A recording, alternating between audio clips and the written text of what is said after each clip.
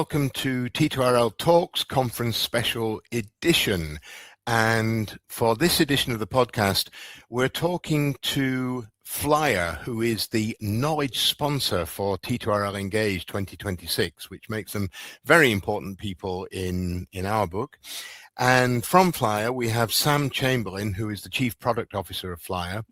And joining us in the conversation, we have my friend and colleague, Bert, Craven, who is our head of our technology practice and deputy CEO at T2RL.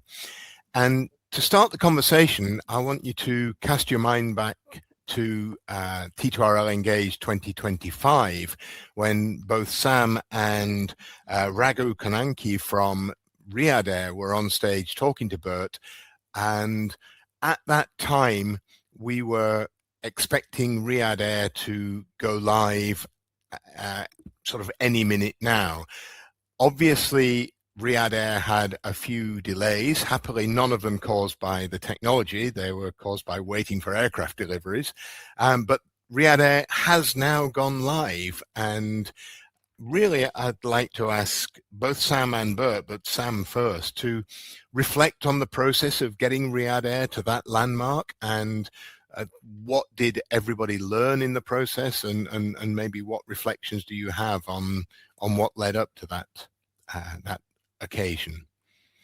Yeah, it's a great question, Ian. And you know, the FLYR team have been sort of working non-stop over the last couple of years in this sort of build mentality, which is, you know, go from really nothing. Because remember, we were not going from a legacy product and converting it. We were true greenfield from the technology perspective, and the customer greenfield from the airline perspective. We build a platform for offer and order that survives the future, and they build an airline that's going to be very, very different. And so, you know, I think Raghu and I talked last year about what that journey looked like over the course of 18 months getting to live. And it was definitely, you know, a long, hard slog. There was definitely challenges we had to overcome. There was a lot of sleepless nights, and I'm sure there was a few tantrums and tears here and there as well. But we got to that point where we could let this go into production and demonstrate that it works end to end, sort of late last year. That's a really interesting milestone, because it's not something we've got to now, where we're saying, right, the airline's going live, they're launching, they're opening this up to the public, and therefore our technology is now subject to a true test. That true test really happened in October, when we put this into production with Riyadh Air, with a limited and sort of private audience, if you like. And the great sort of value and lesson itself out of that is that you get this sort of trial period or teething and settling period, where it is a limited audience, and you're not completely off the hook as a vendor and a software provider. Passengers are creating orders, they're buying services and products from the airline, they need to be checked into flights and travel. So all of this is operationally true, but it allowed us to a little bit of breathing space to go and sort of address things. So, and maybe we'll talk a little bit more about this, but what's really happened during that time then is a real sort of paradigm shift from adding features one after another to build out a platform, to now how do you actually run this in production? How do you actually scale this? How do you make the software and the platform sustainable? How do you deal with those things that no amount of planning in the world could have kind of prepared you for? You only realize it when a passenger stood in front of an agent at the airport, and that's where we are now. We're in that mode of like kind of quick response, keeping our SLAs in check, and making sure that we can actually scale things. So. Okay, so Bert, of anyone not actually part of the organization concerned, you've probably been as close to this development as anyone I can think of. What are your reflections on the sort of last couple of years leading up to this this live implementation? Yeah, well, I mean, I think first of all, huge congratulations to FLYR and the Riyadh Air team. I mean, I think I first met Riyadh Air when there were 3 employees and people from PIF in Saudi, and an absolutely massive undertaking starting way back in 2022 to basically set up this airline from nothing. And a huge testament, I think, to the boldness of the vision and the credibility and capability of the delivery and making it happen. The huge number of naysayers along the way who have, I think have now seen this airline go live, not in a limited way, but in all of the channels in the GDS, direct, indirect, digital channels, mobile app, AI assistance, all sorts of things have come out of this monumental effort. And I think it's going to be really interesting to see now them build on this, because I think even the most stoic naysayer has now got to stand back and say, okay, well, let's have a look at where the value really comes from, because this has to be an example for the whole industry. I think there's too many people who sort of say, oh well, it doesn't count because it's a startup, or it doesn't count because of any reason they can think of. But the reality is we have this amazing hybrid platform running. We have interline partners. We have all of the things that people said, oh, that's going to be impossible. You can't just bridge legacy and modern airline retailing out of the box. And turns out with a lot of effort, you can. So this is really an amazing sandbox now to start looking at where the promise of this value can come from. And I'm really looking forward to hearing from Sam and from Raghu about the value, because I think that's what we're all about this year. Is we had all of these expectations and hopes and dreams for new sources of value and new ways of achieving value, and now finally we've got a platform to try it out on. Okay, so Sam, Bert hinted at something there, which is value and finding value possibly in unexpected places. Has there been anything of that come up in the work at Riyadh Air so far? What we've really found is that maybe less about unexpected places and more about just value can come a lot faster. And these ideas that the airline has about things that they want to do that airlines could never do in the past in a legacy technology stack are actually truly achievable, but are achievable on timescales that are probably a bit unimaginable compared to where the industry was or even has been up until now in the past.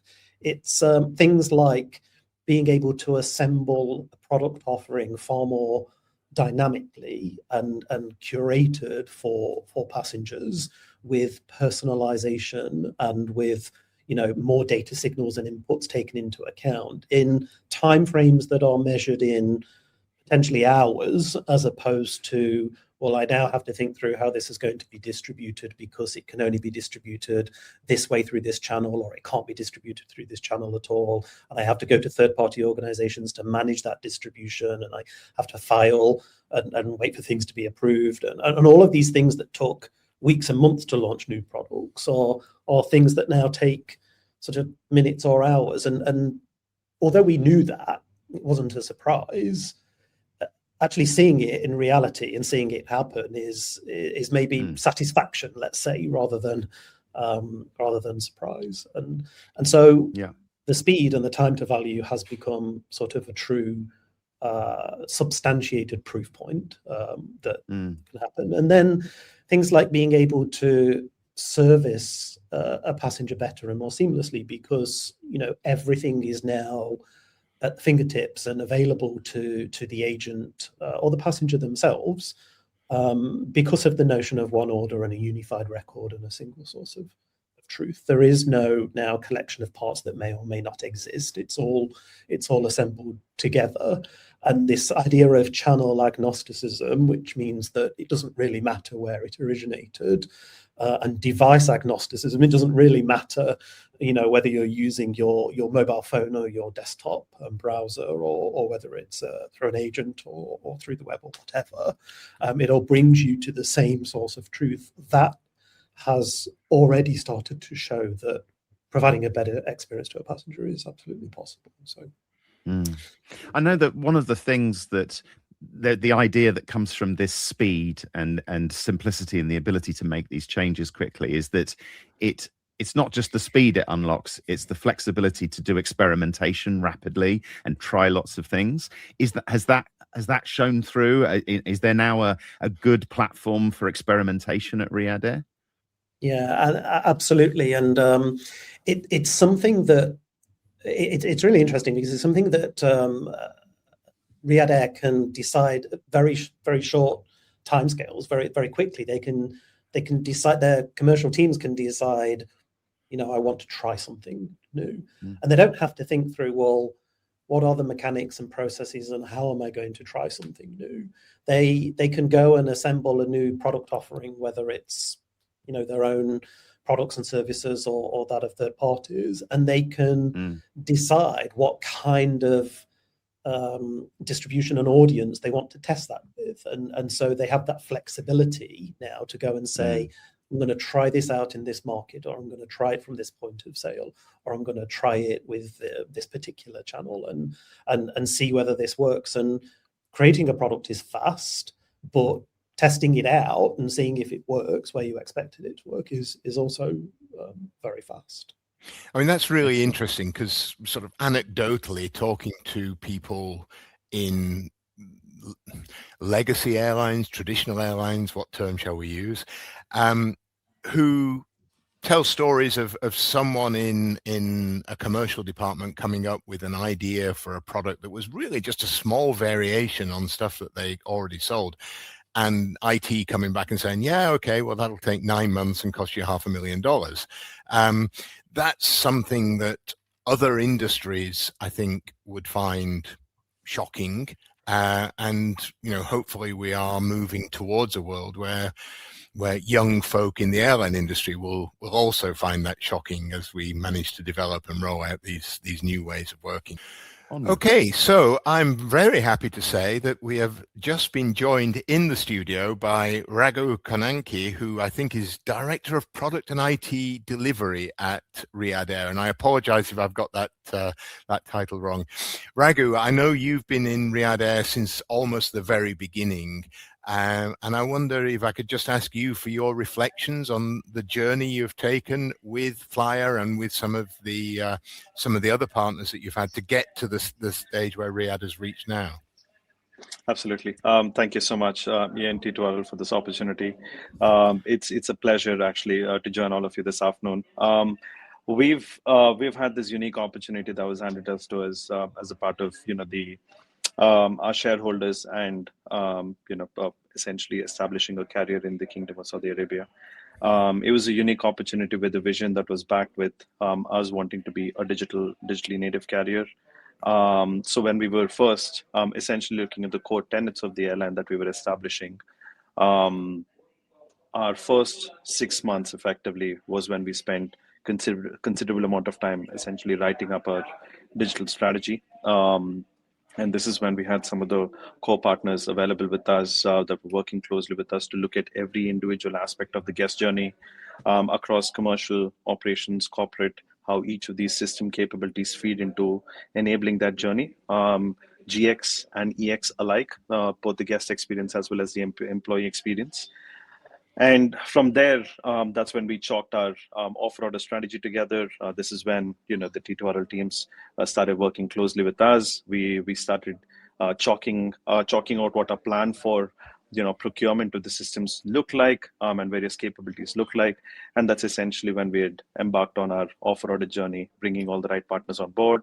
And that's essentially how our journey with FLYR effectively began. I can't remember, Sam, this is probably October 2022.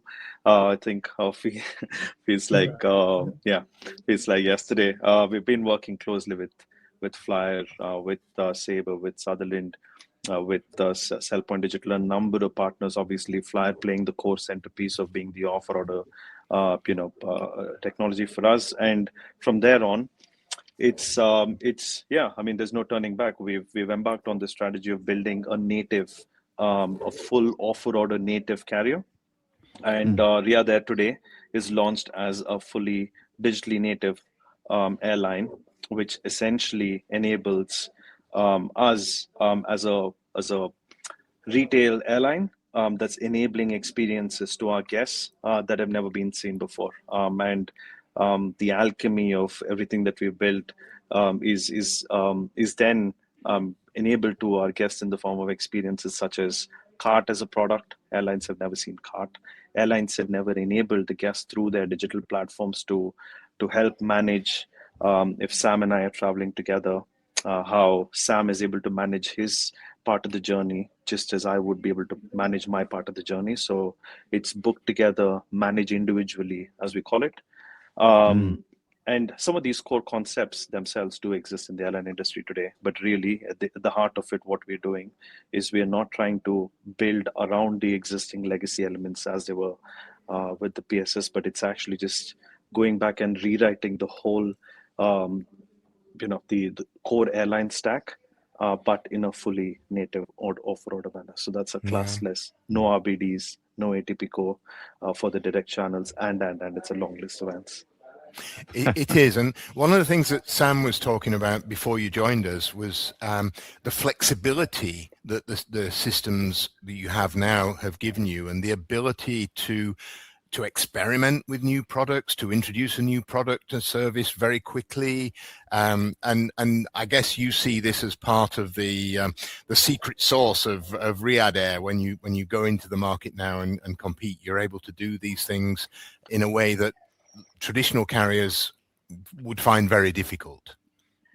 Absolutely. I think at the heart of that is also another core tenet to our commercial strategy of building an airline with the marketplace. Now, this is not us pushing for, let's say, third-party products as a redirect, but this is actually enabling a single order with the ability to not just persist a typical airline product, as it were, but also hotels, experiences, chauffeur, and the list goes on. So the flexibility of essentially starting with the offer order capability enables us with now, as Sam rightly points out, the art of possible is really just as equivalent as it is for any other retailer that there is out there in the market.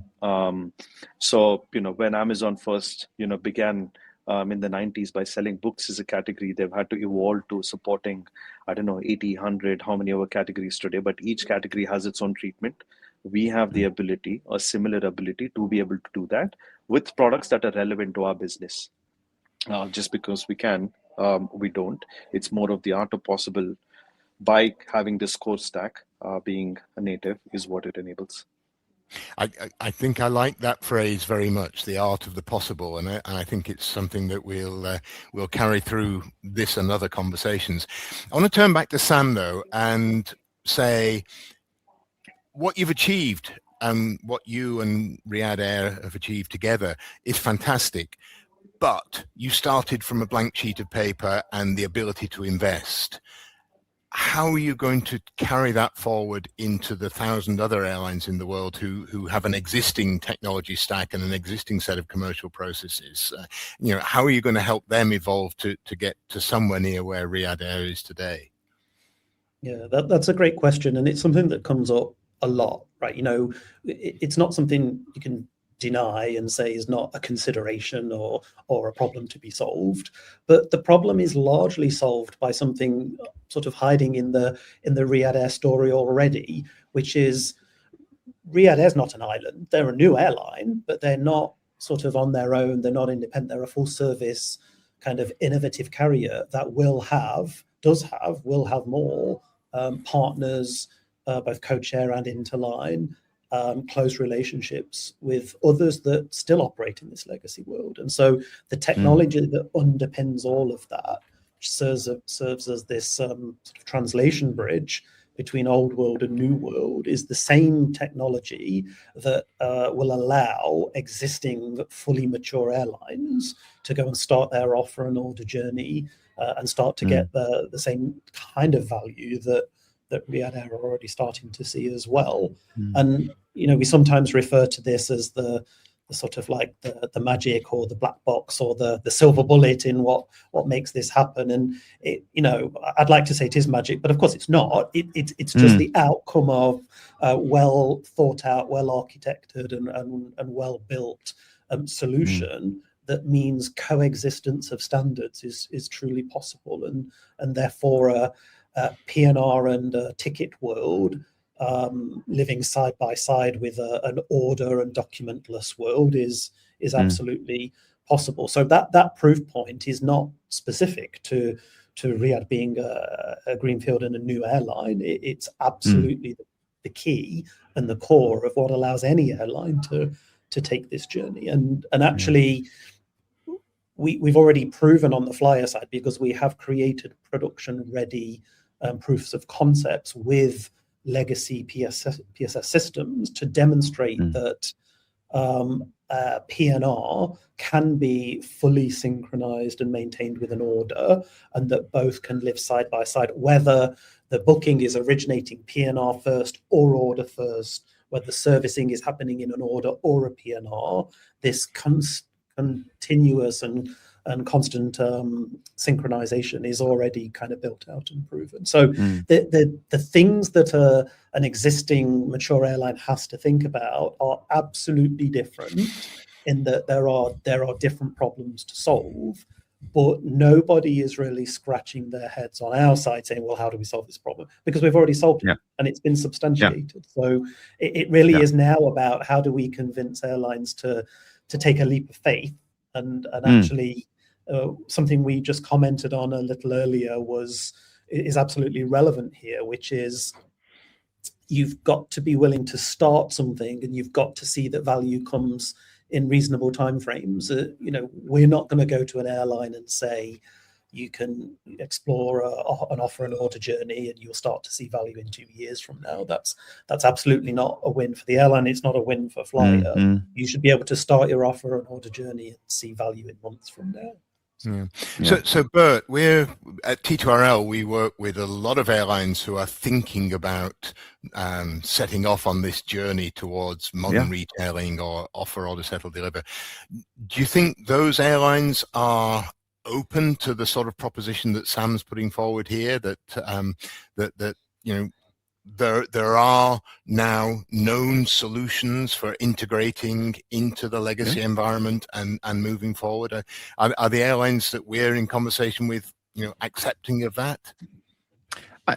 I think so, and I hope increasingly. There are always going to be people in any airline who have greater doubts and greater fears than others, and some airlines are more risk averse than others. But I think the message here is that this same value and this same capability is within your reach, if you find the right partners. And it's not that, your problem is going to be different. Every airline is different. They will all tell you that they're different. And they shouldn't be afraid of that difference. They're going to have to solve the problem slightly differently. But the reality is that the same value and the same capabilities are within their reach. And there are now vendors in the market with experience of solving those problems. And so I think that, it's a really good object lesson for the industry, that, things that 2 or 3 years ago felt utterly insurmountable. It felt like modern airline retailing was a sort of a distant island. We could all see it, but we couldn't work out how to get to it. And now we're getting postcards from there telling us how great the beach is. So, I think this is really good news. And I think there's great lessons, different lessons for everyone, but great lessons for everyone. And in terms of the theme of T2RL Engage this year, it's the journey to value. Sam said a moment ago that getting all the way there in 2 or 3 years is not feasible, but we can envisage